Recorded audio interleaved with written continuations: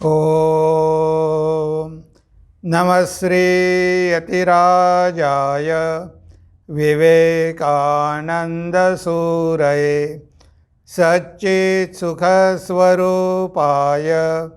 स्वामिने तापहारिणे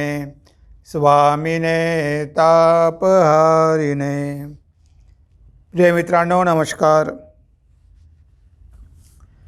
विवेक प्रेरणा या मालिकेमध्ये आपलं सगळ्यांचं स्वागत आहे.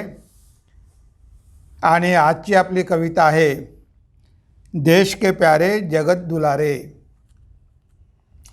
यावर आपण चिंतन करूया. देश के प्यारे जगत दुलारे, रामकृष्ण के नयन सितारे, मातृभूमि के सुपुत्र न्यारे, पधारे विवेकानंद हमारे, स्वामी चरण प्रणाम तुम्हारे. युग युग में अवतार के साथी, ब्रह्मपरायण ईश्वर कोटि, धन्य किए भारत की माटी, नाम रूप माया आधारे, पधारे विवेकानंद हमारे, स्वामी चरण प्रणाम तुम्हारे. कर्मवीर तुम धर्मपरायण, आये करने दुख निवारण, ज्ञान खड्ग से बंध काटके, जगत को अभय दिलारे, पधारे विवेकानंद हमारे, स्वामी चरण प्रणाम तुम्हारे, स्वामी चरण प्रणाम तुम्हारे. तर आज ही आपली कविता आहे. देश के प्यारे जगत दुलारे, रामकृष्ण के नयन सितारे. तर या कवितेमध्ये स्वामीजीबद्दल सांगितलेलं आहे. देश के प्यारे जगत दुलारे, जे स्वामी विवेकानंदांवर भारतीयांनी एवढं प्रेम केलं की आपण कल्पना करू शकत नाही. जेव्हा स्वामीजी अमेरिकेत गेले, अमेरिकेत जाऊन जेव्हा ते जगप्रसिद्ध झाले, तेव्हा भारतामधल्या सगळ्यांना खूप आनंद झाला होता. आणि याचं उदाहरण म्हणजे जेव्हा स्वामीजी अमेरिकेवरून परत आले, तेव्हा त्यांचं एवढं भव्य दिव्य स्वागत करण्यात आलं की तेवढं स्वागत कोणत्या राजाचं पण आत्तापर्यंत झालेलं नव्हतं. जेव्हा स्वामीजी मद्रासमध्ये आले, तेव्हा युवकांनी रथाचे घोडे सोडून दिले आणि स्वतः तो रथ त्यांनी ओढला. सगळ्या शहरामध्ये तोरणं लागलेली आहे, पताका लागलेले आहे, फटाके फुटत आहे आणि वाजा गाजा आणि एवढं भव्य स्वागत की आपण कल्पना करू शकत नाही. स्वामीजींना पण कधी असं वाटलं नव्हतं की त्यांचं एवढं आपल्या भारतामध्ये स्वागत होईल. कारण त्यांनी तिथे जे 4 वर्ष कार्य केलं, त्या 4 वर्ष कार्याचे रिपोर्ट सगळे भारतामध्ये येत होते. त्यांची व्याख्यानं पेपरमध्ये छापल्या जात होती. त्यामुळे सगळ्या भारतामध्ये स्वामीजींविषयी माहिती होतं आणि सगळ्या भारतीयांना अभिमान होता. म्हणजे की आमच्या भारतामधला आमचा बंधू विदेशात जाऊन आमचं नाव मोठं करतो आहे, त्यांना त्याबद्दल अभिमान वाटायचा. एक सूर्याजी राव होते, म्हणजे महाराष्ट्रामधले स्वामीजींचे एकमेव शिष्य. ते कोकणमध्ये राहायचे, मिलिटरीमध्ये नोकरीला होते. बघा, मिलिटरीमध्ये नोकरीला होते. त्यांनी पण हे वाचलेलं होतं. त्यांनी पण स्वामीजींची व्याख्यानं वाचलेली होती आणि त्यांना एवढी प्रेरणा मिळाली की नाही म्हणे माझे गुरु स्वामी विवेकानंदच. आणि जेव्हा स्वामी विवेकानंद मद्रासला गाडीने जाणार होते, ती गाडी येणार होती रामेश्वरकडून, गाडी येणार होती आणि ती जाणार होती मद्रासला. पण त्या ठिकाणी ती गाडी थांबणार नव्हती. ज्या कॅम्पमध्ये सूर्याजीराव राहायचे ते छोटं खेडं होतं, तिथे रेल्वे स्टेशन होतं, पण तिथे गाडी थांबणार नव्हती. सूर्याजीरावने ठरवलं की गाडी आपण इथे थांबवलीच पाहिजे. त्यांनी सगळ्या गावकऱ्यांना एकत्र केलं, स्टेशनवर गेले आणि रुळावर झोपले अक्षरशः. तेव्हा गाडी थांबवावी लागली आणि तिथे स्वामीजींची भेट झाली. पहिली भेट स्वामीजींची तिथे झाली आणि नंतर ते स्वामीजींचे शिष्य झाले, स्वामी निश्चयानंद. आता बघा, स्वामीजींची भेट झाली तरी त्यांना समाधान नव्हतं. त्यांना मद्रासला जाऊन स्वामीजींना भेटायचं होतं. म्हणून तेवढ्या रात्री ते पैदल निघाले. रेल्वेच्या लाईननी चालत चालत चालत चालत ते मद्रासकडे निघाले आणि समुद्राच्या किनाऱ्यावर कोळ्यांच्या अनेक झोपड्या होत्या. त्या झोपड्यामध्ये सगळीकडे दिवे लावलेले होते, पताका लावलेल्या होत्या, फटाके फुटत होते, तोरणं बांधलेली होती. यांना वाटलं सूर्याजीरावांना की काय आहे, म्हणून ते तिथे गेले. म्हणजे तुम्ही लोक एवढ्या आनंदामध्ये आहात, एवढे फटाके उडवत आहात, दिवे लावलेले आहेत, काय आज कोणता सण आहे? तेव्हा ते कोळी म्हणतात, काय तुम्हाला माहिती नाही, आमचा जगद्गुरू आज अमेरिकेमधून भारतामध्ये परत आलेला आहे. त्या प्रित्यर्थ आम्ही त्या सण साजरा करत आहोत. म्हणजे बघा, स्वामीजी अमेरिकेवरून परत आले हे त्या कोळ्यांनासुद्धा कळलं. म्हणजे बघा, सगळ्यांनी स्वामीजीवर किती प्रेम केलं. देश के प्यारे, कारण स्वामीजींनासुद्धा देशबांधवांविषयी खूप प्रेम होतं आणि भारतामधले सगळे स्वामीजीवर प्रेम करू लागले. वर्तमानपत्रात वाचून ऐकून त्यांना अभिमान वाटला की आपल्या धर्माचा, आपल्या देशाचा विदेशामध्ये एवढा उदो होत आहे, हे बघून त्यांना अतिशय आनंद झाला. म्हणून देश के प्यारे, जगत दुलारे आणि सगळ्या जगाचे लाडके. जेव्हा स्वामीजी अमेरिकेमध्ये गेले त्यांना कुणीही ओळखत नव्हतं, पण अमेरिकेत गेल्यानंतर इतके काही त्यांना मित्र मिळाले, इतके त्यांचं स्वागत करू लागले, एवढी त्यांची व्याख्यानं होऊ लागली की काही कल्पना करू शकत नाही. म्हणजे एवढी प्रसिद्धी आत्तापर्यंत विदेशामध्ये कुणालाच मिळाली नाही. स्वामीजींनी स्वतः म्हटलं आहे की विवेकानंदच एवढी प्रसिद्धी डायजेस्ट करू शकला, दुसरा कुणी असता तर त्याचं डोकं बिघडलं असतं. म्हणजे एवढी प्रसिद्धी, जे सगळ्या जगामध्ये स्वामीजींचं नाव, सगळीकडे स्वामीजींना मागणी. एका दिवशी 3-3 व्याख्यानं व्हायची. स्वामीजी थकून जायचे, पण मात्र लोक त्यांना सोडायचे नाही. त्यांची व्याख्यानं ऐकण्यासाठी लोक आतुर व्हायचे. हजारोच्या संख्येनं गर्दी व्हायची, हॉल फुल व्हायचे. हॉलमध्ये बसायला जागा नसायची, लोक उभे राहून ऐकायचे. म्हणजे बघा, सगळ्या जगामध्ये एवढी प्रसिद्धी मिळवणं, हिंदू धर्माचा आणि वेदांताचा एवढा प्रचार करणं आणि भारत मातेला गौरवाचं स्थान प्राप्त करून देणं, हे महान कार्य स्वामीजींनी केलं. म्हणून ते जगाचे पण लाडके झाले, कारण त्यांनी जगाला भौतिकवादापासून वाचवलं. हे सगळे आध्यात्मिक विचार दिले, कितीतरी लोकांची जीवनं बदलली. हे होतं स्वामीजींचं जगासाठी योगदान. आणि रामकृष्ण के नयन सितारे, आणि रामकृष्ण तर त्यांच्यावर इतकं प्रेम करायचे की आपण कल्पनाही करू शकत नाही. कारण एकदा भगवान श्री रामकृष्ण ध्यान करत असताना त्यांचं मन उच्च पातळीवर गेलं आणि ते म्हणाले की माझं मन खूप उच्च पातळीवर गेलं आणि अखंडाच्या राज्यामध्ये गेलं, आणि मी तिथं बघितलं की 7 ऋषी, ज्योतिर्मय ऋषी ध्यान करत आहे. तेव्हा मी त्यापैकी एका ऋषीला म्हटलं की मी गेलो आहे, तुम्हाला माझ्या कार्यामध्ये मदत करायला यावं लागेल. आणि जेव्हा भगवान श्री रामकृष्णांनी नरेंद्राला बघितलं, लगेच ओळखलं. अरे म्हणे, इतके दिवस लावले, मी तुझी किती आतुरतेनं वाट बघत होतो, इतके दिवस लावायचे असतात का? आणि हात जोडून म्हणाले की तू सप्तर्षीमधला एक ऋषी आहे, जगाचे दुःख बघून आलेला आहे. आणि त्याला स्वतःच्या हाताने मिठाई खायला दिली. आणि एवढं प्रेम की नरेंद्र जर एक दिवस आला नाही तर कुणाला तरी पाठवायचे.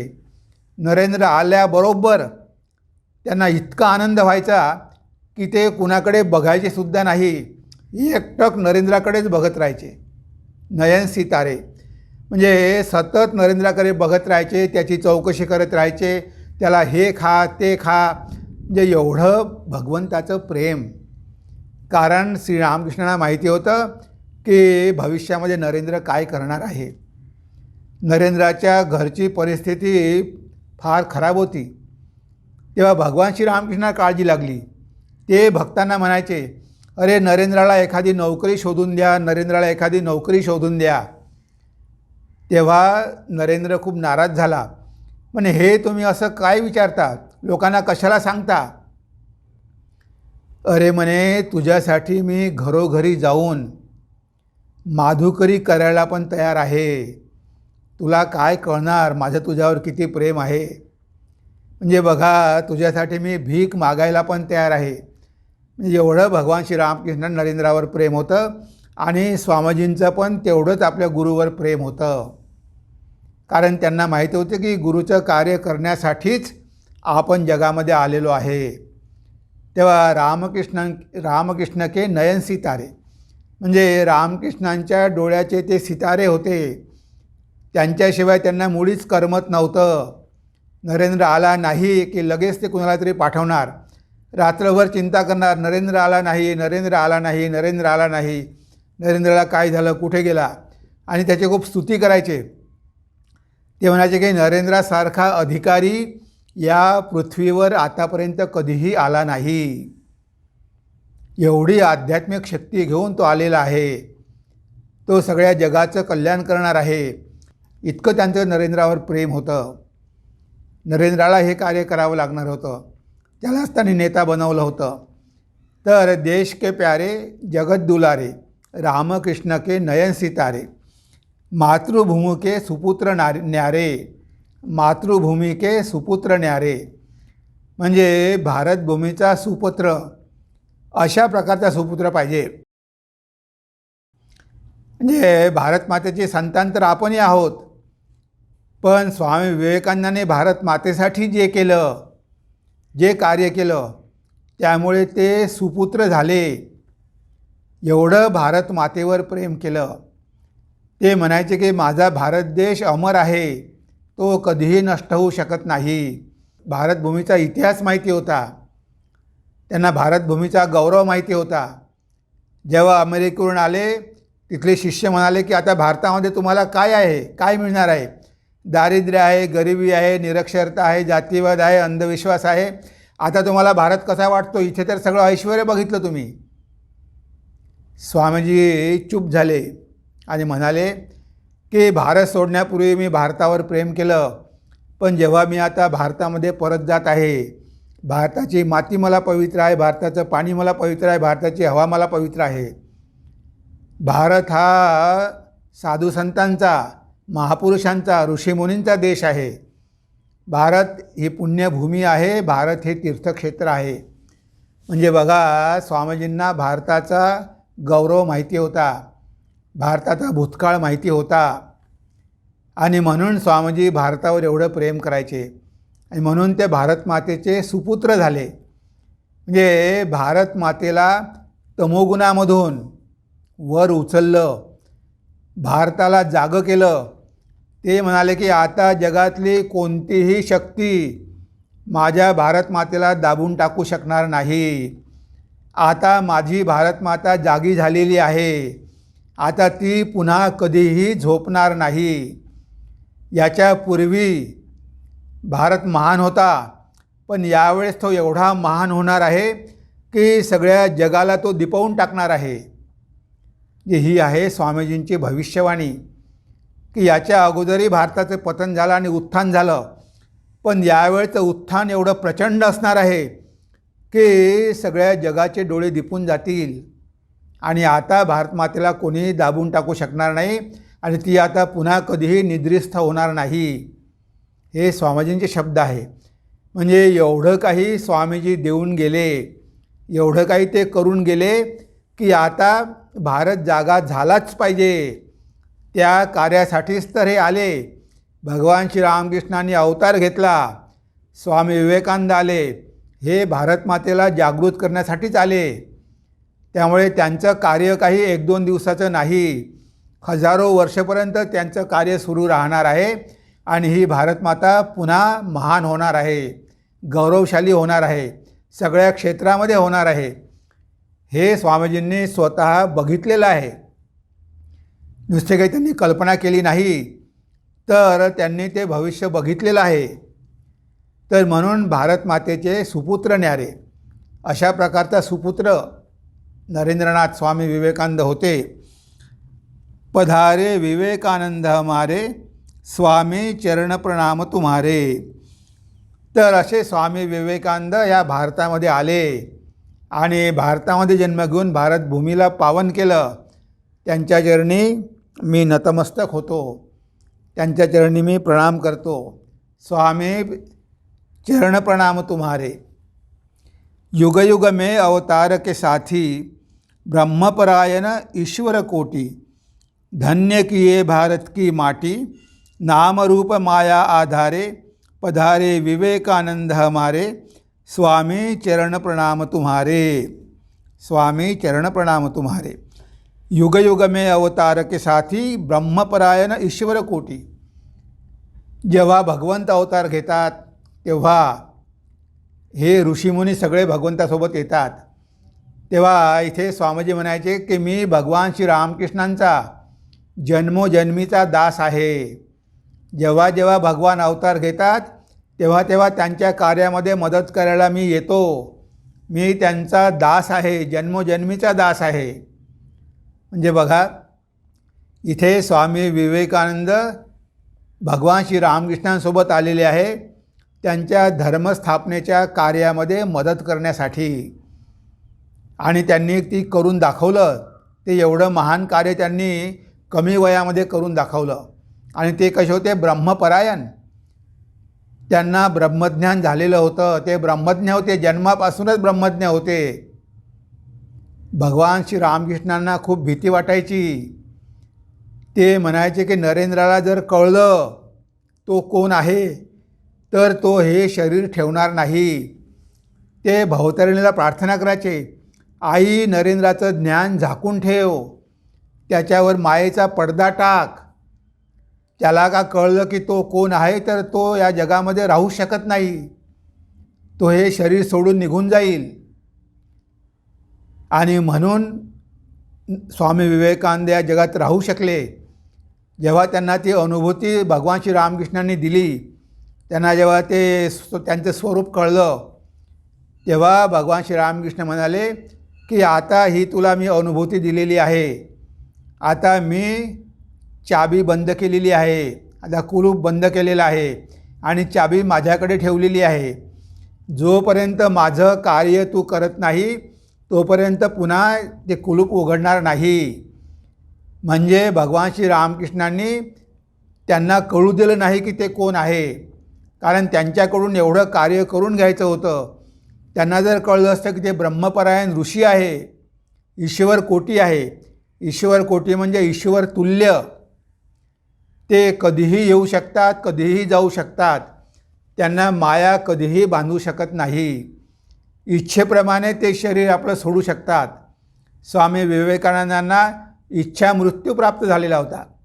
जेव्हा ते अमरनाथला गेले होते स्वामीजी, त्या अमरनाथच्या गुहेमध्ये त्या शिवलिंगासमोर, बर्फाचं शिवलिंग, त्यासमोर जेव्हा ते उभे होते तेव्हा त्यांना साक्षात शिवाचं दर्शन झालं आणि त्यांना आशीर्वाद मिळाला की तुला इच्छा मृत्यू प्राप्त होईल, तुला मृत्यू येऊ शकत नाही, तू जेव्हा इच्छा करशील तेव्हाच तुला मृत्यू येईल।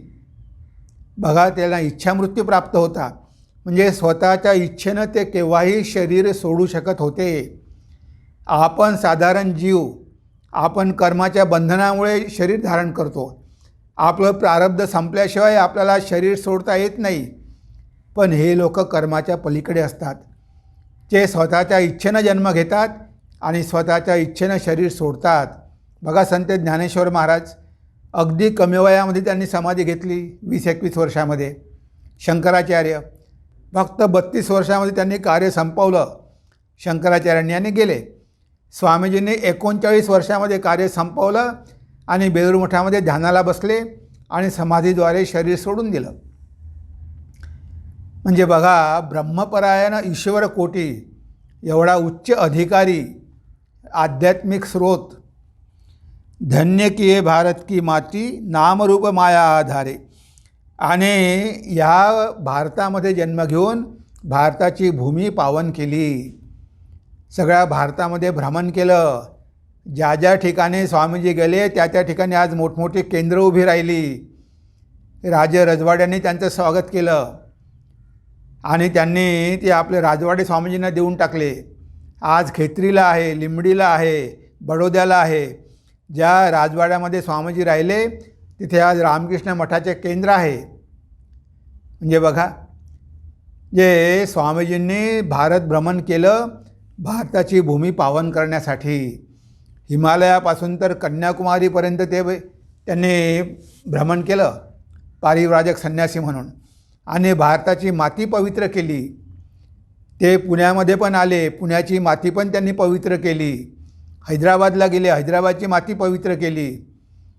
तर आपण बघतो की इथून ते कोल्हापूरला गेले, बेळगावला गेले, जे सगळ्या भारतभर भ्रमण केलं. महाराष्ट्राची भूमी पण त्यांनी पावन केली. पुण्यामध्ये राहिले, मुंबईला राहिले, बेळगावला राहिले. त्यावेळेस बेळगाव महाराष्ट्रामध्ये होतं.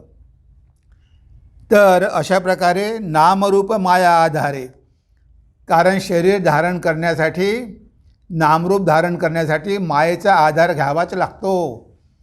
मायेचा आधार घेतल्याशिवाय शरीर धारण करता येत नाही. म्हणून मायेचा आधार घेऊन त्यांनी हे नामरूप धारण केलं. स्वतःच्या इच्छेनं त्यांनी शरीर धारण केलं. त्यांना माहिती आहे की शरीर धारण करणं म्हणजे दुःखच आहे. तरी जगाच्या कल्याणासाठी, जगाचे दुःख बघून, लोकांचे दुःख बघून करुणेपोटी त्यांनी शरीर धारण केलं आणि भारताची माती पवित्र केली. पधारे विवेकानंद हमारे, स्वामी चरण प्रणाम तुम्हारे, स्वामी चरण प्रणाम तुम्हारे. कर्मवीर तुम धर्मपरायण, आये करणे दुःख निवारण. कर्मवीर तुम धर्मपरायण म्हणजे स्वामीजी ह्या जगामध्ये आले तर त्यांना ब्रह्मज्ञान प्राप्त झालेलं होतं. आता ब्रह्मज्ञान प्राप्त झाल्यावर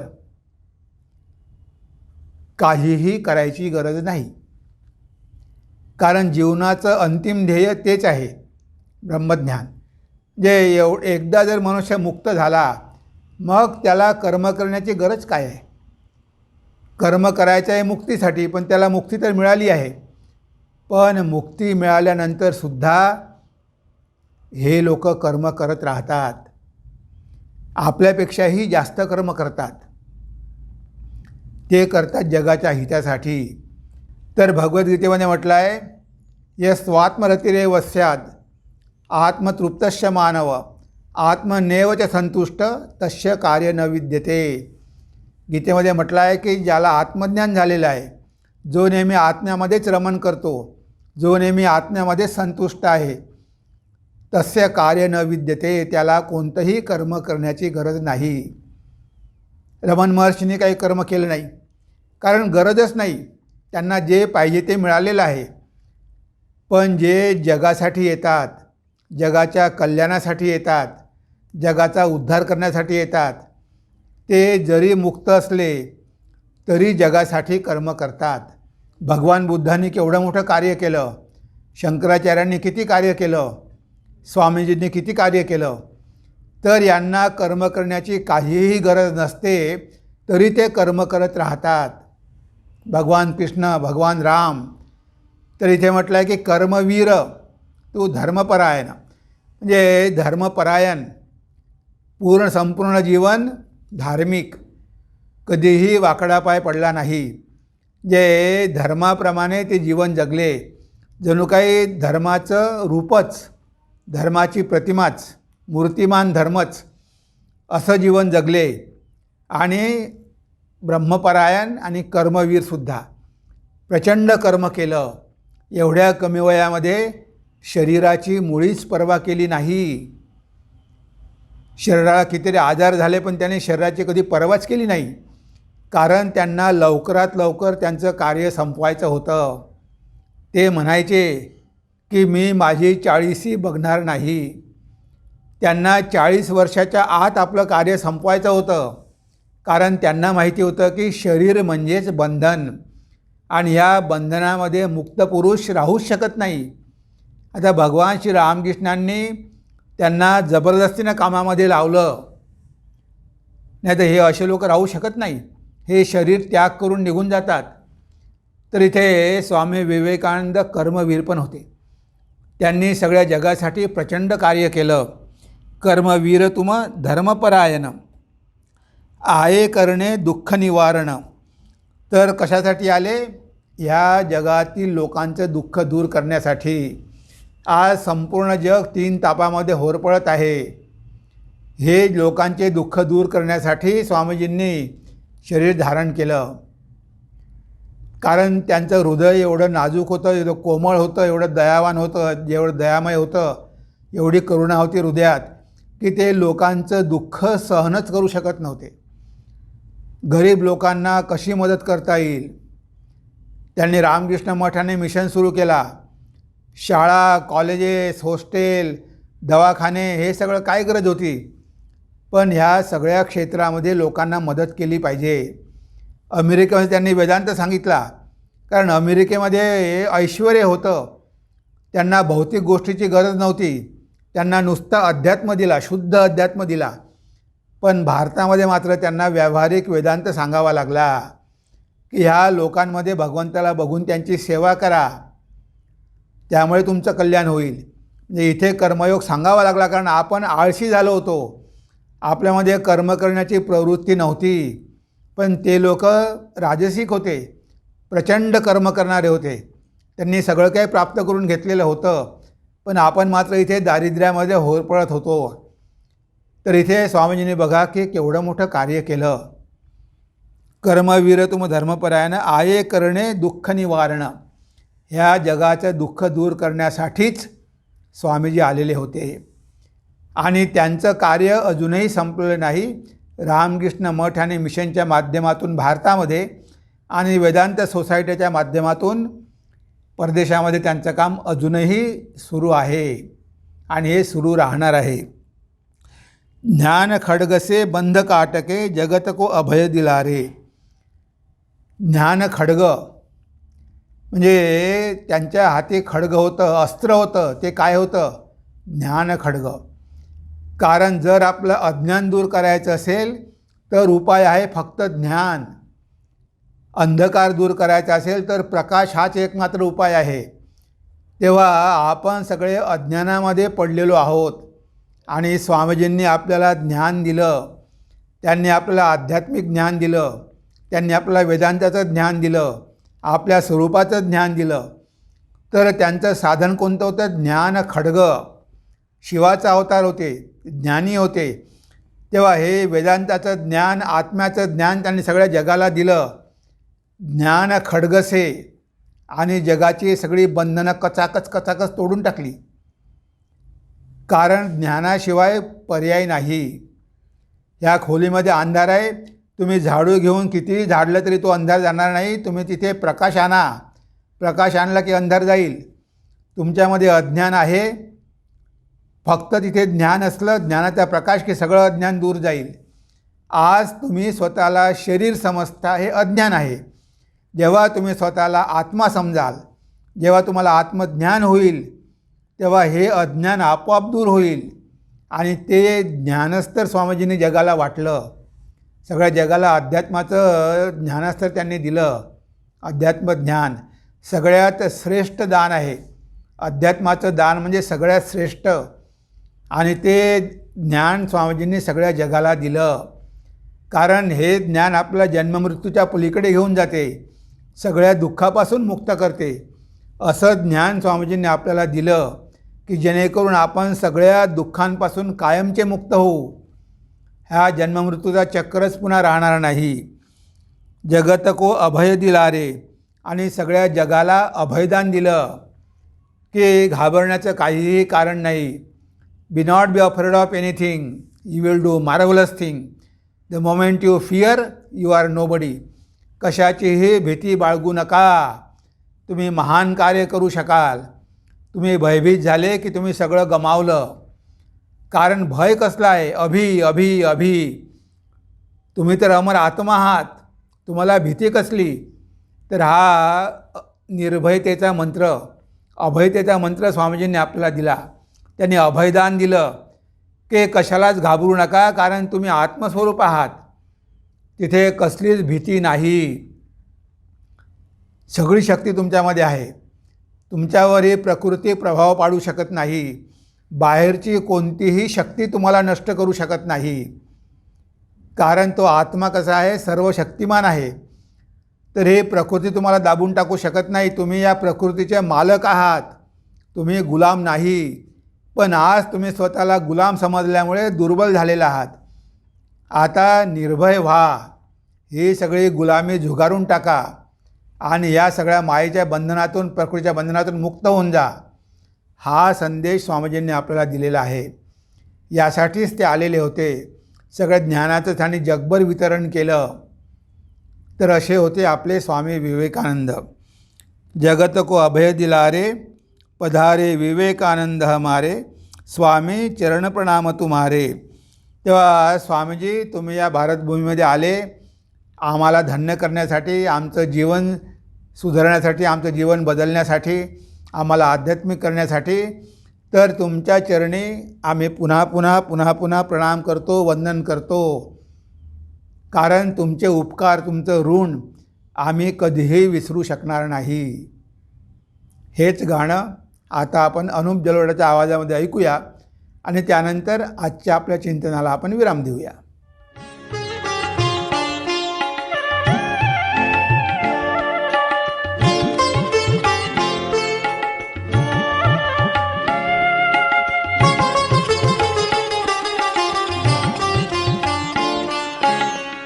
देश के प्यारे जगत दुलारे, राम कृष्ण के नयन सितारे, मातृभूमि के सुपुत्र न्यारे, पधारे विवेकानंद हमारे, स्वामी चरण प्रणाम तुम्हारे, स्वामी चरण प्रणाम तुम्हारे. देश के प्यारे जगत दुलारे, राम कृष्ण के नयन सितारे, मातृभूमि के सुपुत्र न्यारे, पधारे विवेकानंद हमारे, स्वामी चरण प्रणाम तुम्हारे, स्वामी चरण प्रणाम तुम्हारे.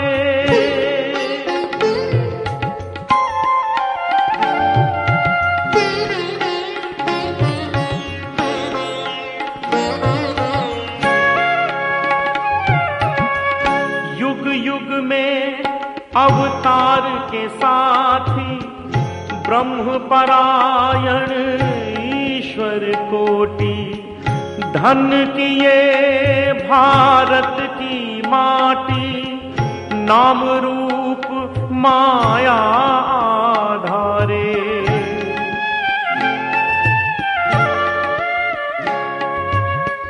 युग युग में अवतार के साथी, ब्रह्म परायण ईश्वर कोटि, धन किए भारत की माटी, नाम रूप माया धारे, पधारे विवेकानंद हमारे, स्वामी चरण प्रणाम तुम्हारे. देश के प्यारे जगत दुलारे, राम कृष्ण के नयन सितारे, मातृभूमि के सुपुत्र न्यारे, पधारे विवेकानंद हमारे, स्वामी चरण प्रणाम तुम्हारे, स्वामी चरण प्रणाम तुम्हारे. देश के प्यारे जगत दुलारे, राम कृष्ण के नयन सितारे, मातृभूमि के सुपुत्र न्यारे, पधारे विवेकानंद हमारे, स्वामी चरण प्रणाम तुम्हारे, स्वामी चरण प्रणाम तुम्हारे।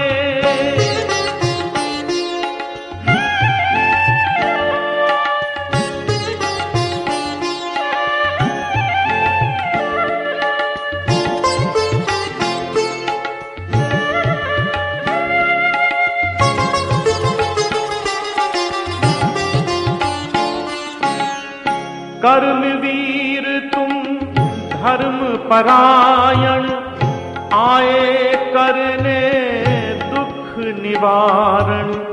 ज्ञान खड्ग से बंध काट के जगत को अभय दिलारे।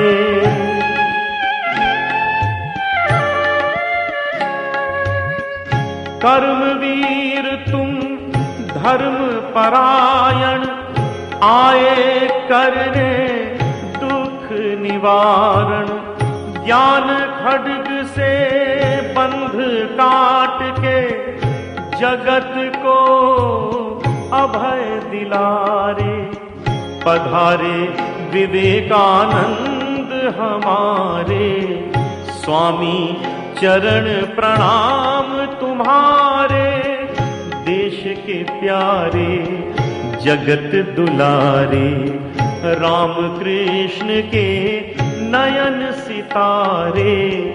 मातृभूमि के सुपुत्र न्यारे, पधारे विवेकानंद हमारे।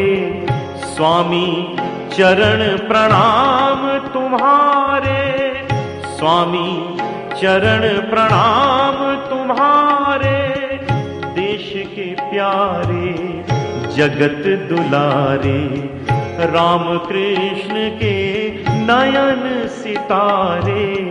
मातृभूमि के सुपुत्र न्यारे, पधारे विवेकानंद हमारे। स्वामी चरण प्रणाम तुम्हारे, स्वामी चरण प्रणाम तुम्हारे। स्वामी चरण प्रणाम तुम्हारे, स्वामी चरण प्रणाम तुम्हारे। ओम सर्वे भवन्तु सुखिनः, सर्वे सन्तु निरामया, सर्वे भद्राणि पश्यन्तु, मा कश्चित् दुःखभाग् भवेत्, मा कश्चित् दुःखभाग् भवेत्। ओम शांति शांति शांतिः। हरिः ओम तत्सत्। श्रीरामकृष्णार्पणमस्तु।